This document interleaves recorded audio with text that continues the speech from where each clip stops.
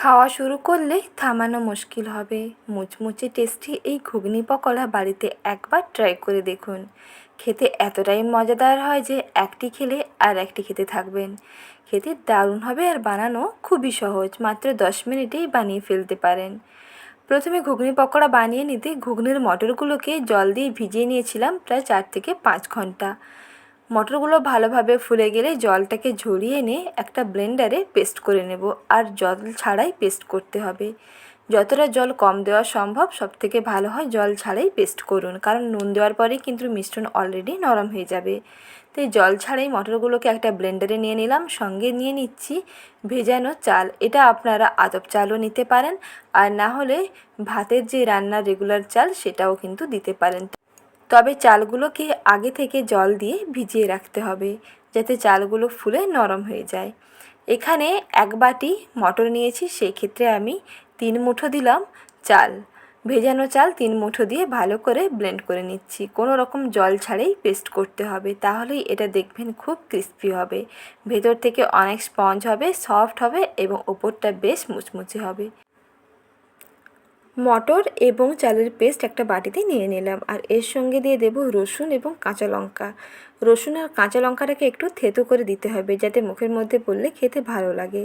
তাই রসুন ও কাঁচা লঙ্কাগুলোকে এইরকম, রসুনেরও খোসা থাকবে, খোসা সমেত রসুন ও কাঁচা লঙ্কাগুলোকে এইভাবে থেতো করে দিয়ে দিতে হবে। তারপরে এর মধ্যে দিয়ে দেব স্বাদ মতো নুন। এর মধ্যে কিন্তু বেশি উপকরণ দিতে হবে না। এই সামান্য কয়টি উপকরণ দিয়ে দারুণ টেস্টি একটি পকোড়া বানিয়ে নেওয়া যাবে। খেতে এতটাই ভালো হবে যে একবার না খেলে বিশ্বাসই হবে না, খেতে এতটাই দুর্দান্ত হয়। এখন সব কিছুকে ভালো করে মিশিয়ে নিচ্ছি। এই মিশ্রণটাকে কিছুক্ষণ পর্যন্ত ফেটাতে হবে। একটুখানি সময় ফেটিয়ে নিলে এটা বেশ ফ্লপি হবে, ভেতর থেকে বেশ স্পঞ্জি হবে, আর ওপরটা দেখবেন একেবারে ক্রাঞ্চি হবে।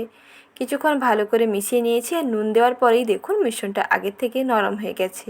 তাই প্রথমেই বলেছিলাম যখন এগুলো বাটবেন জল ছাড়াই বাটবেন, কারণ নুন দেওয়ার পরেই কিন্তু মিশ্রণ অনেকটাই নরম হয়ে যাবে, তাতে পকোড়াগুলো বেশি খেতে ভালো লাগবে না। তাই জল ছাড়া বাটলে এটা বেশ মুচমুচে হবে। সব কিছুকে ভালো করে মেশানো হয়ে গেছে। এখন এগুলোকে ডুবো তেলের মধ্যে ভেজে নিতে হবে। তেলটাকে মিডিয়াম আঁচে গরম করে নিয়েছি। অল্প অল্প করে বড়ার শেপে এইভাবে তেলের উপরে দিয়ে কিছুক্ষণ পর্যন্ত অপেক্ষা করতে হবে। যখন দেখবেন যে একটা সাইডের কালারটা মোটামুটি একটু চেঞ্জ হয়ে গেছে, তারপর এটাকে খুন্তি দিয়ে নেড়ে চেড়ে সব দিকটা ভেজে নিতে হবে।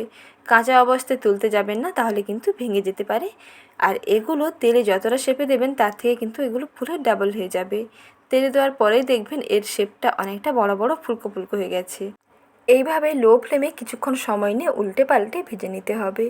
কালারটা বেশ সুন্দর সোনালি এসে যাবে, আর ভেতর থেকে খুব সুন্দর ভাজাও হবে। ওপরটা যেমন মুচমুচে হবে তেমন ভেতরটা দারুণ ফ্লপি হবে।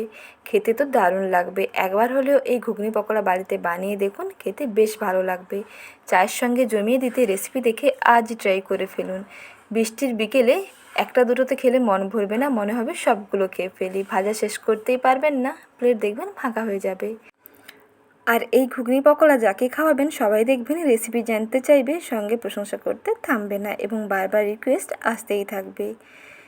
বানানো যেমন সহজ, খেতেও তেমন দারুণ টেস্টি হয়। হাতে মাত্র 5 মিনিট থেকে 10 মিনিট সময় নেই রেডি করে ফেলতে পারবেন। এই ঘুগনি পকোড়া টমেটো কেচাপ দিয়ে খেতে দুর্দান্ত লাগবে, একেবারে চটপটা একটা স্বাদ হবে। তাই রেসিপি দেখে আজ ট্রাই করে ফেলুন। আর রেসিপিগুলো ভালো লেগে থাকলে লাইক শেয়ার এবং সাবস্ক্রাইব করবেন। ভালো থাকবেন, ধন্যবাদ।